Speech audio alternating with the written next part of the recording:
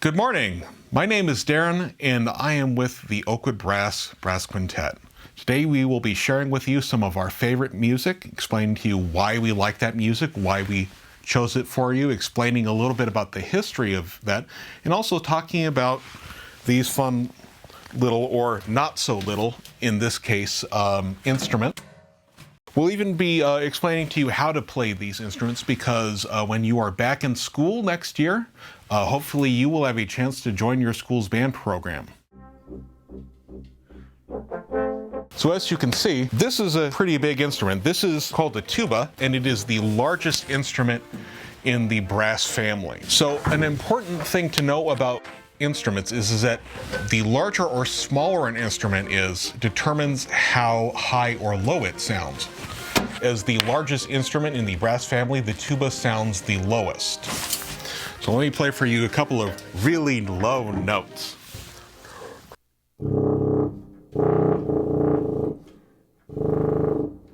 Now we don't play in that register all the time. More often we're playing a note more like this.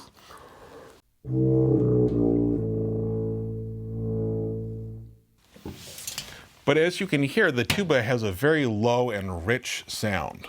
Now, as you can see here, we have actually two different instruments here because tubas come in several different shapes and sizes. What we have here in my hands is a contrabass tuba.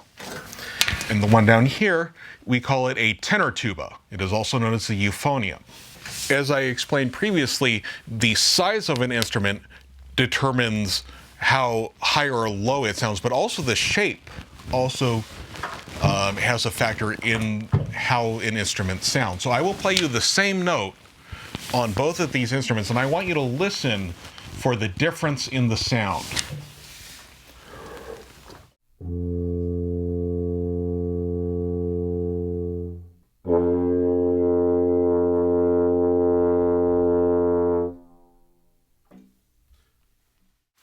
All right, what difference did you hear in that sound between the larger and smaller instrument?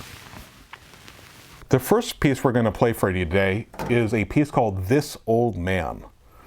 So this is a old children's song, and the reason why I like to start off with this piece is because you get to hear the tune, This Old Man, played by every instrument during the piece. And as a tuba player, I don't often get to play the melody, so for me it's particularly a big treat.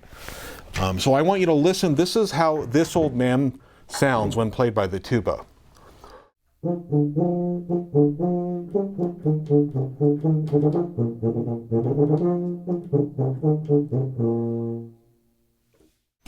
So now that you've heard the tune This Old Man played on the tuba, I want you to listen to how the other instruments play it and think about the differences in that sound.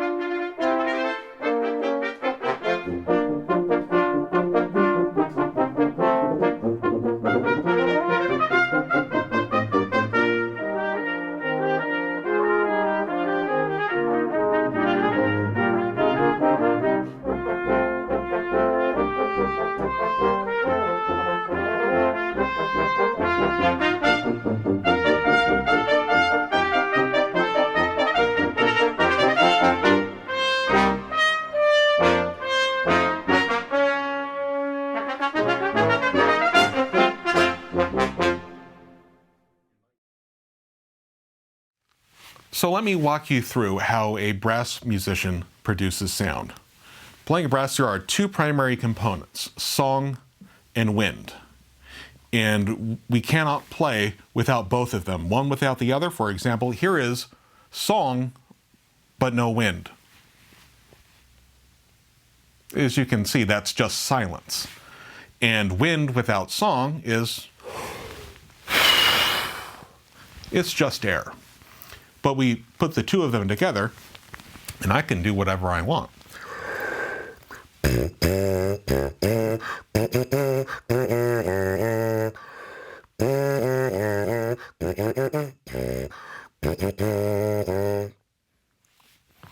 Or is it somebody's birthday today?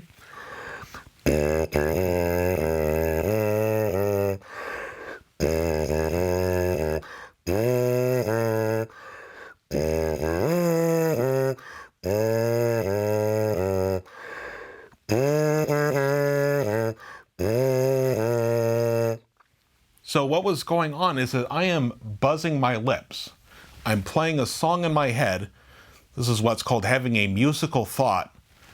And then that tells my lips what to do. And then I use the wind from my lungs to cause my lips to vibrate.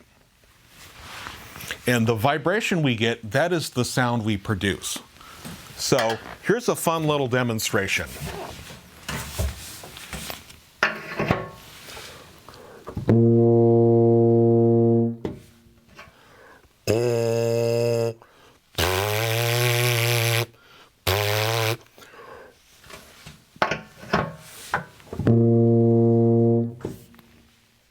Let me use both hands.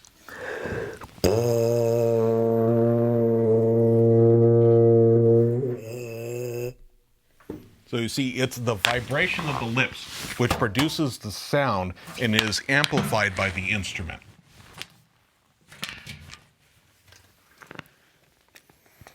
So since we are doing this through the aid of digital technology, you're going to get to see a shot of something very, very cool. So what I have here is a cutaway mouthpiece. And the cutaway mouthpiece will let you see the vibration and movement of my lips. So I'm going to play a low note because the lower notes have a slower vibration, which means my lips are going to be slower, and that will actually be visible to you.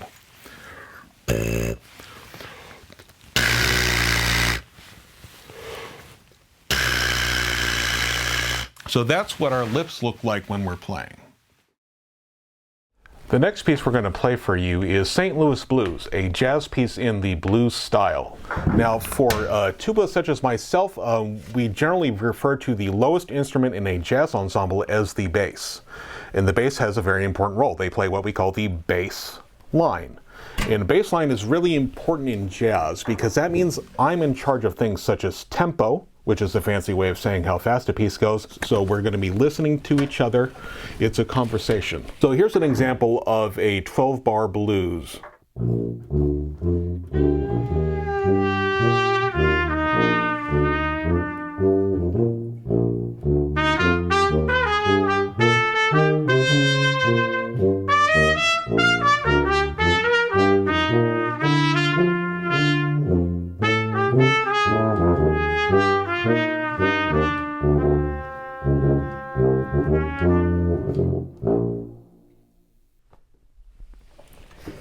My name's Nico. I play the trumpet.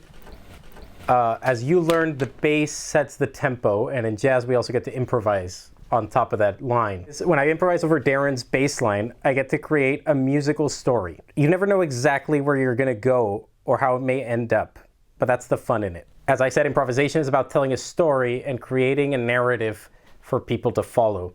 So you can create your own story based on what I played. And next year you'll get a chance to study an instrument. Maybe you'll pick the trumpet.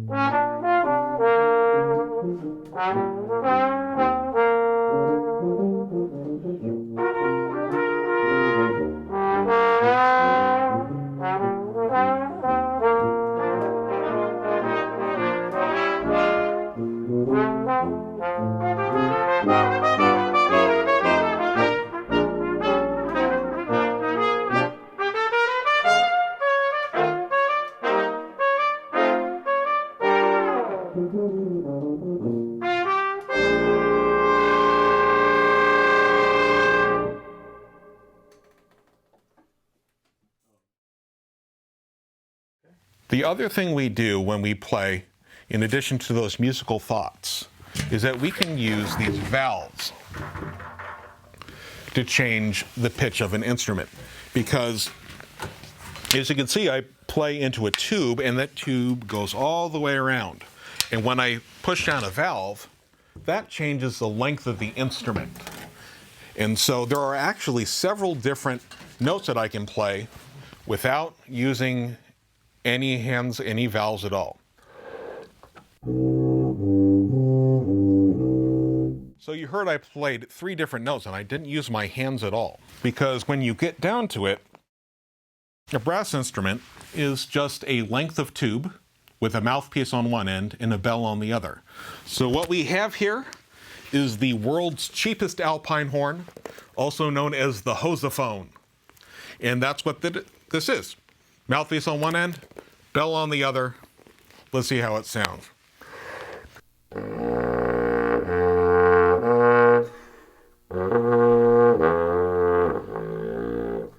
What a wonderful and majestic instrument. Hi, my name is Cameron Wilkins, and I'm one of the trumpets in the Oakwood Brass Quintet. And my name's Nico. I'm the other trumpet in the Oakwood Brass Quintet. So one of these pieces that we're going to play for you is the Scheidt Galliard. Now this piece focuses on cooperation and coordination, and as the 2 trumpet players, we do a lot of this when we perform. So some of the things that we do when we play in brass quintets together as trumpet players is we have to cue each other. And some of the ways we cue is by bobbing our head and also breathing together.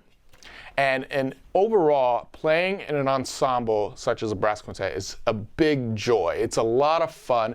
It brings together a lot of people, and we get to play different genres of music. So when you're listening to this piece, please pay a lot of attention to the amount of communication that happens visually and aurally.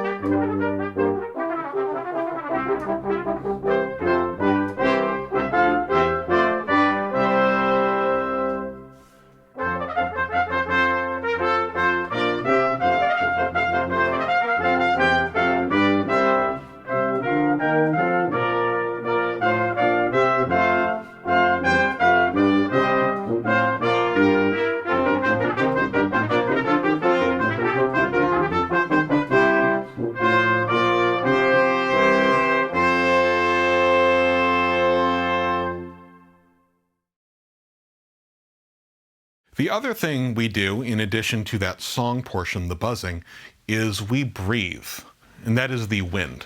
And this is particularly important for me as a tuba player because the tuba requires a ton of air. So these exercises, I use them a lot. So the first thing we're going to do is we're going to do something nice and slow for relaxation.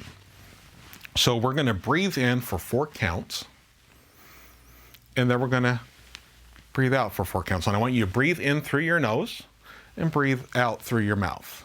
All right? 1, 2, 3, 4.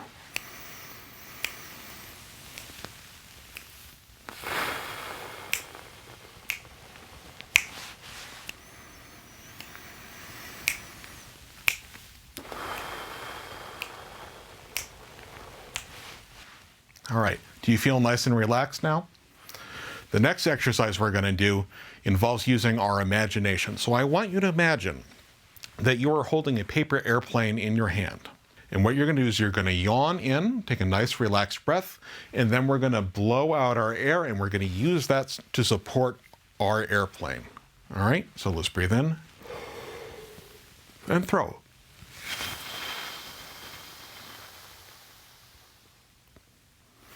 Now you have to be careful because as the paper airplane gets farther away, you're going to have to use more air to support it because after all, the airplane is farther away. So let's do that one more time.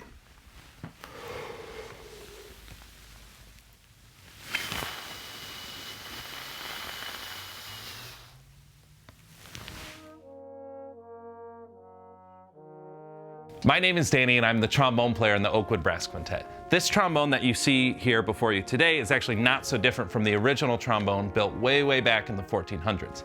The first trombone was originally created to mimic the human voice and to play in churches. As you've heard from the other members of Oakwood, most brass instruments use valves to change the pitch, but my instrument, on the other hand, only has the slide to play with.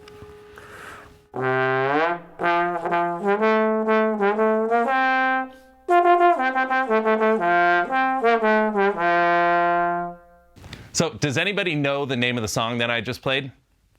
If you said row, row, row your boat, you would be correct. Row, row, row your boat is what we call a musical round. Can we all say round together? Round. That's nice, right?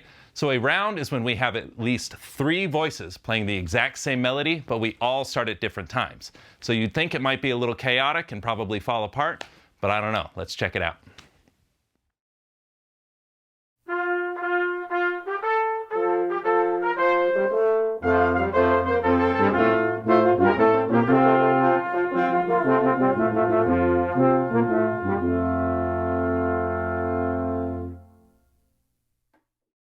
A round is when we have at least 3 separate voices playing the exact same melody, but we all start at different times. So I love playing with the Oakwood Brass Quintet, but I get to play with them all the time, and I wanted to see if you guys would play with us.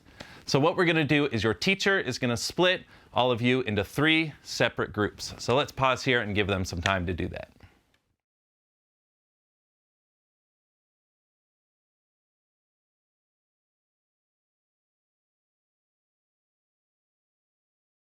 All right, group 1, you're up first. 1, 2, here we go. Now group 2. Here's group 3.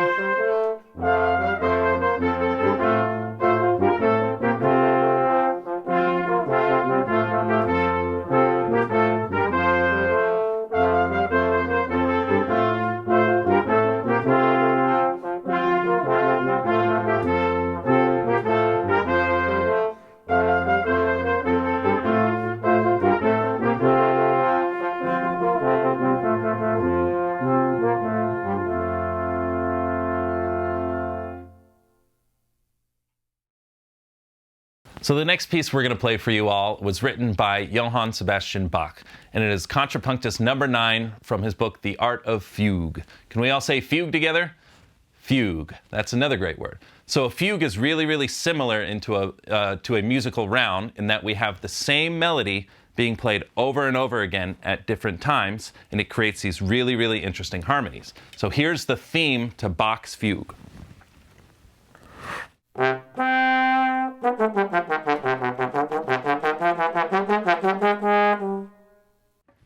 So what I really hear about that theme is those first 2 notes. I hear that low note jumping up to the high note. Sounds like this. So as soon as I hear that, I know that the theme has started again. So when you're listening to this piece, listen for those first two notes, the low note and the high note, for when the theme comes in. And when you hear the theme come in, go ahead and raise your hand.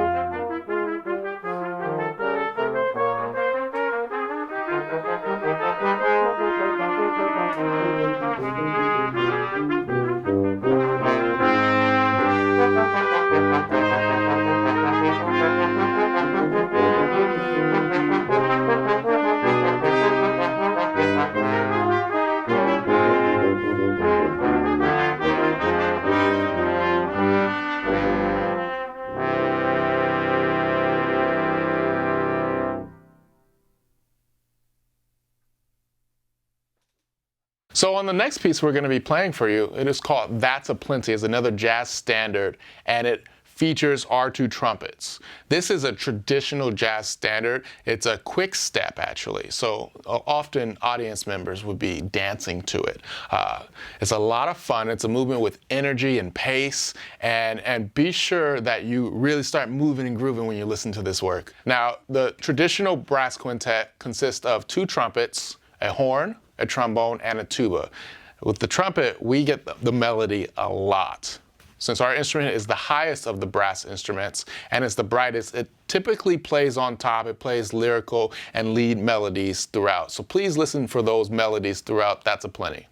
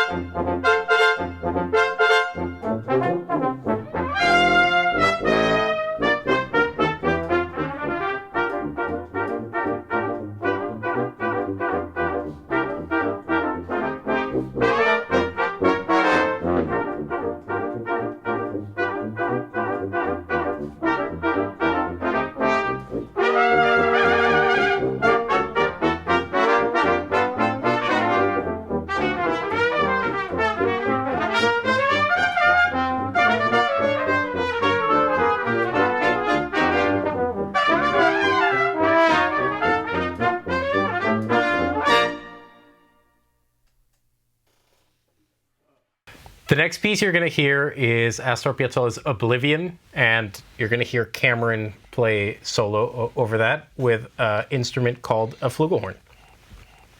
So this flugelhorn is just like a normal trumpet. However, it has a little bit mellower and warmer of a sound. So we're going to show a little bit of a demonstration on the difference between the nature of these two instruments. Now with the flugelhorn, it's a little bit more conical in nature than our cylindrical trumpet. So you're going to hear that in how the sound kind of grows and blossoms throughout the register, while the trumpet can kind of stay focused and compact throughout. Let's have Nico play C.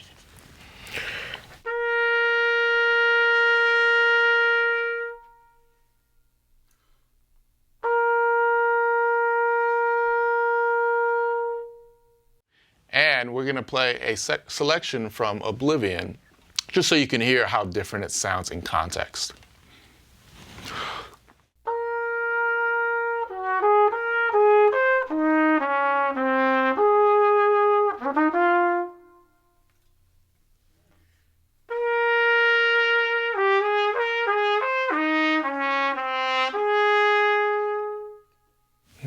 Did you hear a difference between the two instruments? We call that a change in color or timbre. Now, these instruments, this is a little bit fluffier, uses a slightly deeper mouthpiece, and the trumpet is a lot more narrow, so it uses a smaller mouthpiece. But they both play the same, they use the same fingerings, and any trumpet player will have the opportunity to play one of these. So we'll tell you a little bit about the piece. Astor Piazzolla was a composer from Argentina who really started his career composing tangos, which is traditional folk music of Argentina. It would be typically played in bars and other such settings. Piazzolla was the first to take it into the concert stage. This particular tango is very famous, and it's a very beautiful example of his rich writing. While you guys are listening to Oblivion, please pay attention to the sound of the flugelhorn and how it changes the context of the work when the flugelhorn is in and when it's out. I hope you enjoy.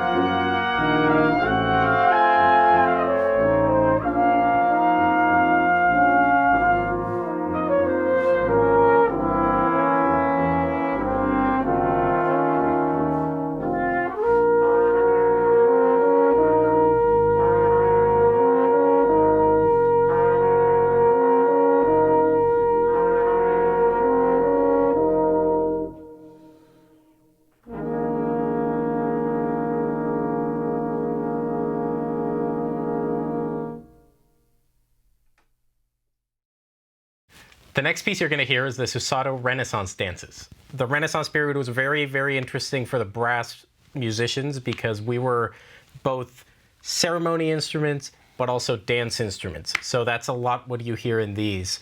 It would not look like this. They looked mostly made out of horn and other resins. Just listen for how much we transfer and trade off our lines in this. Just like with some of the other pieces that we have performed for you. Trumpet players, we have to trade off, we have to communicate our lines a lot. It was pioneered by the Philip Jones Ensemble, which was the best example of the modern brass ensemble, particularly in England. And it really sparked a revolution in chamber music for brass. This is a standard for the brass quintet repertoire.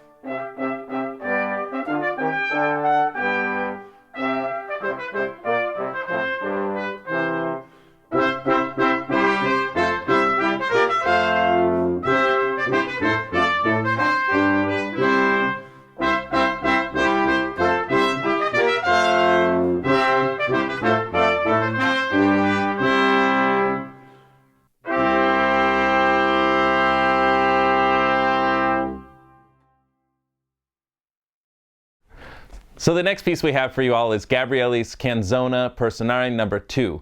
Now this is one of those pieces that was actually played with a trombone in churches at the time. But back then, the trombones were actually called sackbuts, and it looked pretty much just like this, except without all the extra fancy plumbing. The trumpet was called the cornetto and looked more like a recorder, just with a trumpet mouthpiece in it. And the tuba was more similar to something called a serpent. So like I said, Gabrielli's music was played in churches, and we used something called antiphonal music. So what they did was they placed all of the brass players all the way around the church so that they could use the whole space to create sound in. This antiphonal music that Gabrielli wrote sounds really, really similar to the music we heard from Bach beforehand. Whereas in Bach's we had the theme, and then the theme played over and over again. Often in Gabrielli's music, you'll hear one of the instruments play the theme, and then one of the instruments on the other side of the ensemble play that same theme. Now imagine that these themes were being played all around a massive church and in different areas of the church, and how that would sound to you. Gabrielli is really popular with modern brass musicians because it emphasizes some of the strengths of our instruments. We vibrate our lips, which vibrates the mouthpiece, and then vibrates the horn itself. That's why we like to play these pieces in large halls or large churches, in places where our sound can bounce all over the room.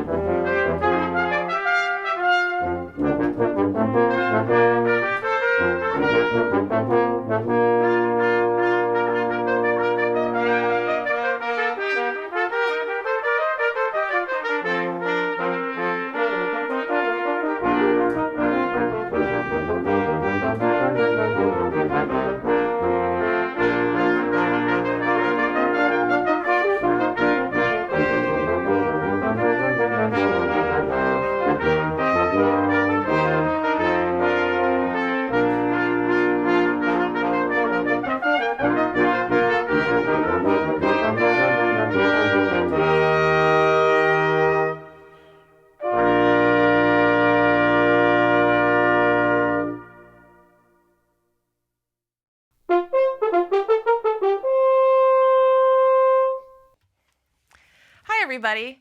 My name is Aya, and I am the French horn player for Oakwood Brass. So the French horn has a really cool history that I'd like to talk to you about. So the French horn used to not have these valves that you see here, and it also did not have these slides that you see here. The French horn actually used to be just one long piece of tubing. Now you might ask, how would you change the notes on the French horn if you didn't have valves? Well, you would use your hand moving it, or you would use different lengths of tubing depending on what key you were playing in. So let me show you how you can change notes with just your hand. This is how they did it back in the day.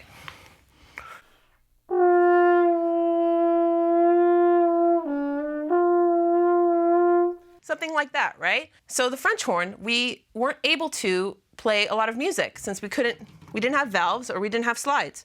So the French horn used to be used as a way to communicate.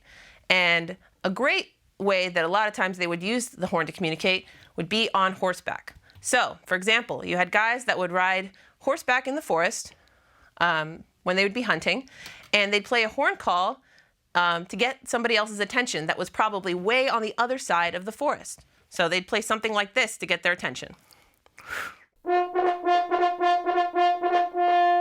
And so over time, inventors were like, hey, let's add these valves and let's add these slides so that the French horn can start to play in other different kinds of groups, like orchestras, bands, brass quintets like you've seen here today with Oakwood, and also get to play for a lot of really cool movies. Okay, so let's see if you recognize this movie theme.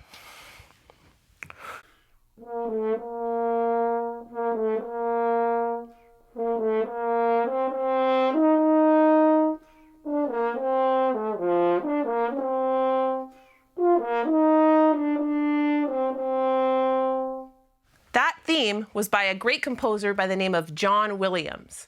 John Williams is one of the most celebrated film music composers of our time. And he writes a lot of great music for movies. So our next piece of music is actually a mix of a bunch of great movie music themes, arranged by our great friend Stephen Mapar. This is what we would call a medley, which is a mixture of a bunch of different themes put into one longer piece. And let's see how many of these movie music themes you can guess.